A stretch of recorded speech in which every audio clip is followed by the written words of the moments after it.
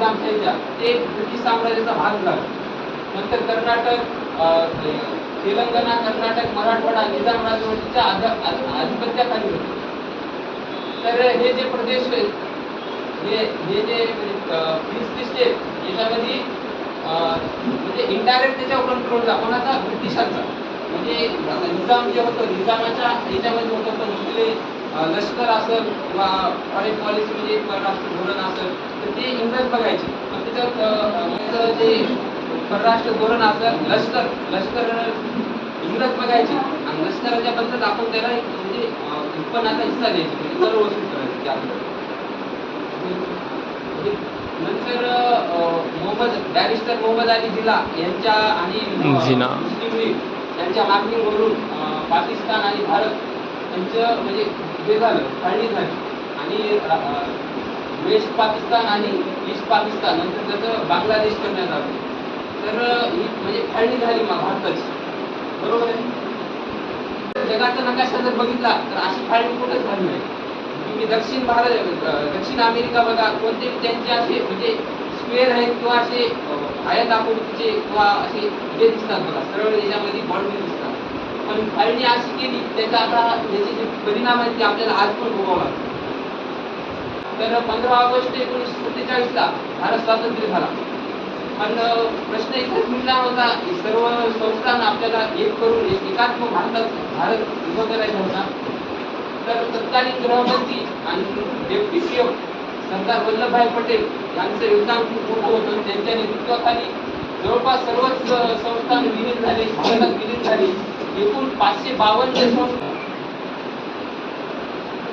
आणि हैदराबाद संस्थान भारतात विलीन होणार नाही असं पंडित नेहरू, महात्मा गांधी, सरदार वल्लभभाई पटेल यांच्यासोबतच भारतीय स्टेट काँग्रेसचे रामानंद तीर्थ, गोविंदभाई शाह, वाघमारे, बाळासाहेब परांजपे, साहेबराव वाडकर, आनंद भालेराव, त्यासोबत मराठवाड्यातील हजारो सैनिकांना आला होता. ही लढाई जी होती ती केंद्रातून आणि राज्यातून म्हणजे दोन फ्रंटवर लढाई होती.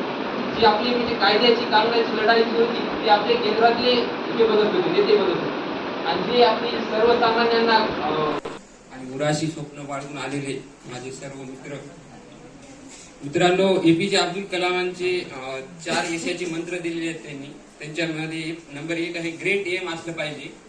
आयुष्यात स्वप्न हे खूप मोठं असलं पाहिजे आणि स्वप्न हे आपलं म्हणजे फिक्स असलं पाहिजे. दुसरं आहे कंटिन्युअस एक्वायर्ड नॉलेज, सातत्यानं आपण म्हणजे ज्ञान मिळवलं पाहिजे. तिसरं आहे डू हार्ड वर्क, कठीण परिश्रम घेतले पाहिजे आपल्या स्वप्नासाठी. आणि परसिव्हरन्स पाहिजे, आपल्याला चिकाटी आणि जिद्द असली पाहिजे. तर अशी एक कविता मी सादर करणार आहे, स्वप्न जगा. स्वप्न एक असं असतं की जगूही देत नाही आणि मरूही देत नाही. स्वप्न एक असं असतं की जगूही देत नाही आणि मरूही देत नाही. जर जगत असेल तर मरणाच्या दारात नेऊन सोडतं. आणि मरता मरता एक जगण्याची झुळूक देऊन जातं. काय ताकद आहे या स्वप्न नावाच्या शब्दात, मरता जिवंत आहे तो जातो सर्वांच्या विरोधात. काय ताकद आहे स्वप्न नावाच्या शब्दात, तो जिवंत आहे तो जातो सर्वांच्या विरोधात. स्वप्नांच्या खडतळ कठीण प्रवासात सर्वांना नकोसा असतो. यश मिळालं की त्यालाच माहित नसतं ते सर्वांचं झालेलं असतं. स्वप्न मिळवण्यासाठी जीबीएमबी डाटा पुरत नाही. कारण स्वप्न डाउनलोड करून होत नाही.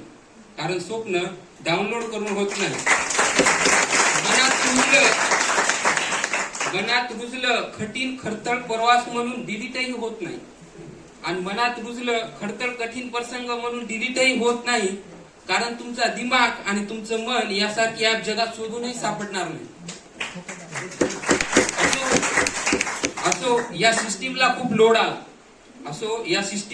लोड आला. पुस्तकांच्या रिव्हिजनचं सॉफ्टवेअर मारावं लागतं. म्हणूनच म्हणतो शिका, स्वप्न पहा, स्वप्नांची पूर्तता करा, स्वप्न कधीच सोडू नका.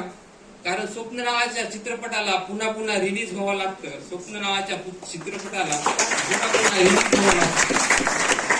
जाता जाता एवढंच सांगतो, जो सफर की शुरुआत करते है, जो सफर की शुरुआत करते हैं वो मंजिल भी पा लेते हैं. जो सफर की शुरुआत करते हैं वो मंजिल भी पा लेते हैं. बस एक बार चलने का हौसला रखिए. बस एक बार चलने का हौसला रखिए.